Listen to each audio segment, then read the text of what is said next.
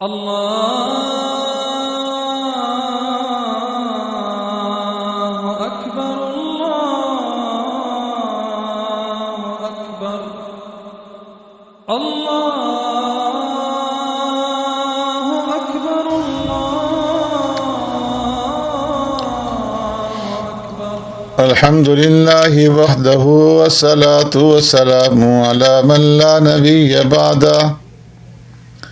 أما بعد فأعوذ بالله من الشيطان الرجيم. بسم الله الرحمن الرحيم. طاسيم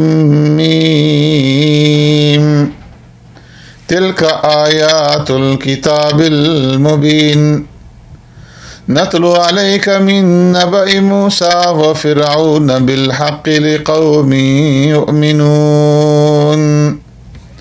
صدق اللہ مولانا العظیم. معزز سامعین و ناظرین،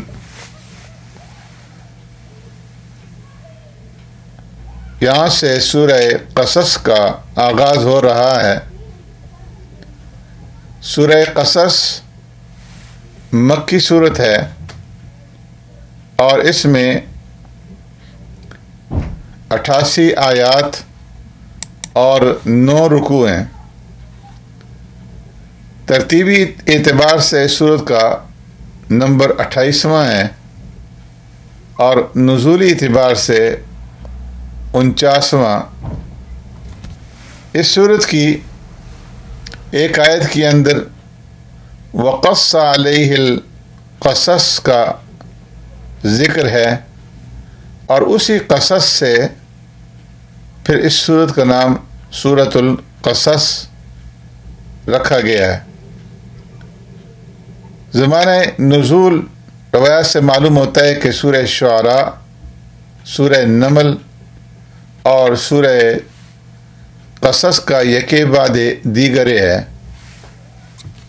اس سورت کے اندر جو مضامین بیان فرمائے گئے ہیں اس کا خلاصہ یہ ہے کہ اس سورت کا موضوع ان شبہات اور اعتراضات کو دور کرنا ہے جو آقا نامدار سرور کائنات رحمت دو عالم صلی اللہ علیہ وسلم کی رسالت پر کیے جاتے تھے، اور جو عذر پیش کیے جاتے تھے ان کا قلع قمع کرنا ہے کہ جو پیارے پیغمبر صلی اللہ علیہ وسلم پر ایمان نہ لانے کے لیے مشرکین کی طرف سے پیش کیے جاتے تھے.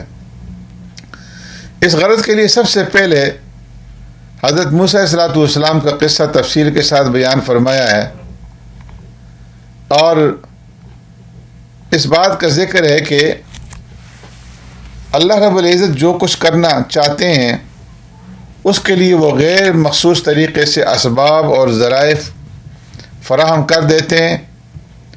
جس بچے کے ہاتھوں آخرکار فرعون کا تختہ الٹنا تھا، اللہ تبارک و تعالیٰ نے خود فرعون کے گھر میں اسی کے ہاتھوں سے اس کی پرورش کروائی. نہ فرعون ہی جان سکا کہ وہ کسے پرورش کر رہا ہے، اور خدا کی مشیت کے بارے میں فرمایا کہ کون جان سکتا ہے اور کون اللہ کی مشیت سے لڑ سکتا ہے، اور اللہ کے مقابلے میں کس کی چالیں اور تدبیریں جو ہیں وہ کامیاب ہو سکتی ہیں. فرمایا کہ نبوت کسی بڑے جشن اور زمین و آسمان سے کسی بھاری اعلان کے ساتھ نہیں دی جاتی. مخالفین کو اس بات کی حیرت ہے کہ محمد الرسول اللہ صلی اللہ علیہ وسلم کو چپکے سے بیٹھے بٹھائے نبوت کہاں سے مل گئی، مگر فرمایا کہ جس موسیٰ علیہ السلام کا تم خود حوالہ دیتے ہو کہ لولا اوتیہ مثل ما اوتیہ موسیٰ، تو اسے وہ کچھ کیوں نہیں دیا گیا جو موسیٰ علیہ السلام کو دیا گیا تھا. تو اسے بھی حضرت موسیٰ علیہ السلام کو بھی تو اسی طرح راہ چلتے ہوئے نبوت مل گئی تھی اور کسی کو کانوں کان خبر نہیں ہوئی تھی. فرمایا کہ جس بندے سے رب العالمین کوئی کام لینا چاہتا ہے تو وہ بغیر کسی لا و لشکر اور سر و سامان کے اٹھتا ہے اور مادی طاقت کی کوئی قسم اس کی مددگار نہیں ہوتی، مگر وہ بڑے بڑے لاؤ لشکر والوں کو شکست سے دوچار کر دیتا ہے اور ان کا لاؤ لشکر اس کے سامنے دھرا کا دھرا رہ جاتا ہے۔ منکرین قرآن جو یہ حوالہ دیتے ہیں کہ محمد رسول اللہ صلی اللہ علیہ وسلم کو وہ کچھ کیوں نہیں دیا گیا جو موسیٰ علیہ السلام کو دیا گیا تھا، یعنی عصا اور ید بیضا وغیرہ معجزے، گویا یہ ایمان لانے کو تیار بیٹھیں، بس انتظار ہے تو یہ کہ ان کو وہ معجزے دکھائے جائیں جو موسیٰ علیہ السلام نے فرعون کو دکھائے تھے۔ فرمایا مگر ان منکرین کو معلوم ہے کہ جن لوگوں کو وہ معجزے دکھائے گئے تھے انہوں نے ان معجزات کے ساتھ کیا کیا تھا؟ کیا وہ ان معجزات کو دیکھ کر کے ایمان لے آئے تھے؟ بلکہ اس کے برعکس انہوں نے اسے جادو کہا۔ اس مرض میں آج کے یہ منکرین بھی مبتلا ہیں۔ پھر ان منکرین کو یہ بھی خبر ہے کہ جن لوگوں نے معجزے دیکھ کر کے حق کا انکار کیا تھا ان کا انجام کیا ہوا۔ اب کیا یہ منکرین بھی اپنی ہردرمی سے معجزہ مانگ کر کے اپنی ہلاکت بلانا چاہتے ہیں؟ اس کے بعد 5ویں رکوع سے اصل موضوع پر براہ راست کام شروع فرمایا۔ رسالت محمد صلی اللہ علیہ وسلم کے ثبوت کے مختلف ٹھوس دلائل دیے گئے، اور خاص طور پر یہ کہ آپ امی ہونے کے باوجود 2000 برس پہلے گزرا ہوا ایک تاریخی واقعہ اس تفصیل کے ساتھ مینو عن سنا رہے ہیں، حالانکہ آپ کے شہر اور آپ کی برادری کے لوگ خوب جانتے ہیں کہ آپ کے پاس معلومات حاصل کرنے کا کوئی ایسا ذریعہ نہیں جس کی وہ لوگ نشاندہی کر سکیں۔ ساتھ ہی پیارے پیغمبر صلی اللہ علیہ وسلم کی نبوت پر مختلف اعتراضات کے جوابات دیے گئے ہیں، اور پھر کفار مکہ کو اس واقعے پر عبرت اور شرم دلائی گئی ہے جو اسی زمانے میں پیش آیا کہ باہر کے کچھ عیسائی مکہ آئے اور قرآن کے وہ منکر تھے مگر وہ ایمان لے آئے، لیکن مکہ کے لوگ اپنے گھر کی اس نعمت اور رحمت سے مستفید تو کیا ہوتے، ان کے ابو جہل نے الٹی ان مسلمان ہونے والے عیسائیوں کی بے عزتی کی۔ فرمایا طاسیم میم تلک آیات الکتاب المبین۔ اس سورت کا زیادہ تر ایسا فرعون کے ساتھ حضرت موسیٰ علیہ السلام کو جو معاملہ پیش آیا اس کے بیان پر مشتمل ہے، اور اس سورت کی ابتدا حروف مقطعات میں سے طاسیم میم کے ساتھ ہوئی ہے، اور ان حروف کے متصل بعد قرآن کریم کی حقانیت کا بیان ہے۔ اس کے بعد حضرت موسیٰ علیہ السلام کے قصے کا آغاز ہو جاتا ہے، اور